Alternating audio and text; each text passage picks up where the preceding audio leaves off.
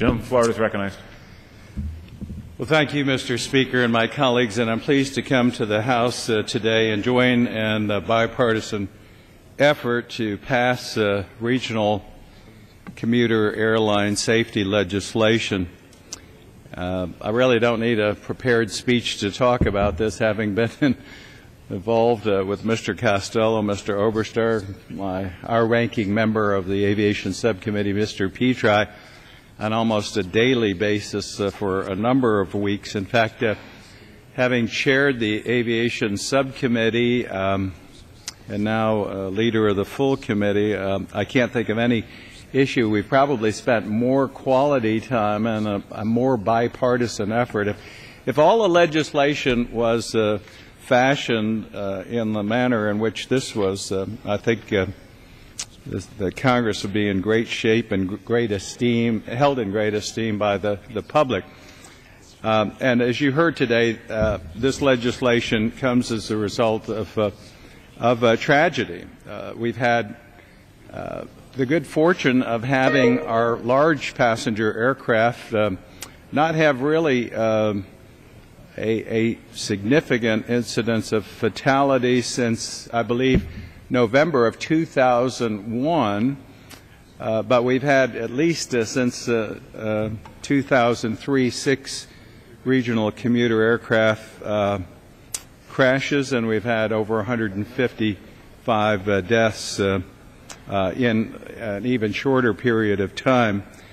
That prompted me, and I brought the record, and I'll probably put it in the record, my calls for looking at commuter airline safety. And unfortunately, the crash in Buffalo, the 6th crash that we had, and the families that have been mentioned here today who had victims in Flight 3407 also took up the banner, turned a horrible personal tragedy and loss into something positive, and have worked in a positive fashion to craft good legislation. Let me just cite for the record that we all came together and we entered in drafting legislation. We introduced it in a bipartisan fashion. As we say around here, the big four, Mr. Oberstar, myself, Mr. Petri, Mr. Costello. And then we thought we had done what we needed to do, but it wasn't long before that legislation saw the light of day, and we got folks talking about the provisions. And one of the more controversial provisions was going from a smaller number of flight hours to 1,500 flight hours. We believed then, and we firmly believe today, that commuter and regional aircraft passengers shouldn't be second-class passengers, that the pilot that's in the cockpit of those smaller aircraft should have the same skills and training background and educational experience as those pilots in larger commercial aircraft. After we introduced that, we found, in fact, that we needed to fine-tune the legislation and make certain that the type of hours aren't just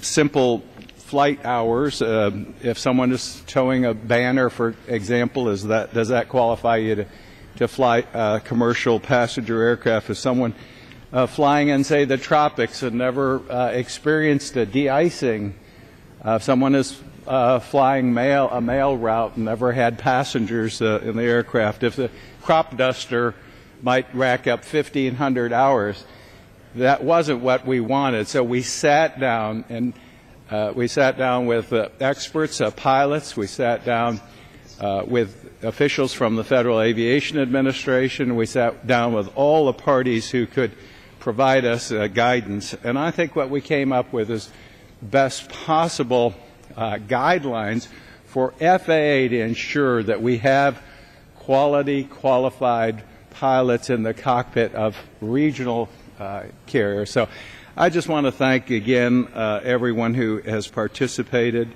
Now, let me say that the challenge is just beginning. We have not had an FAA reauthorization, I think, since I chaired the subcommittee. We just got an FAA administrator some months ago. We're one of the longest times without an administrator. So our overall bill, FAA bill that sets policy, projects, and all of the important aspects of aviation safety is still not in place. Mr. Oberstar and I, Mr. Petri and Mr. Costello, we have done our due diligence in the House. We all need now to work on the other body, and it's my hope that we can incorporate this legislation into the master FAA reauthorization and get that signed by the President in law.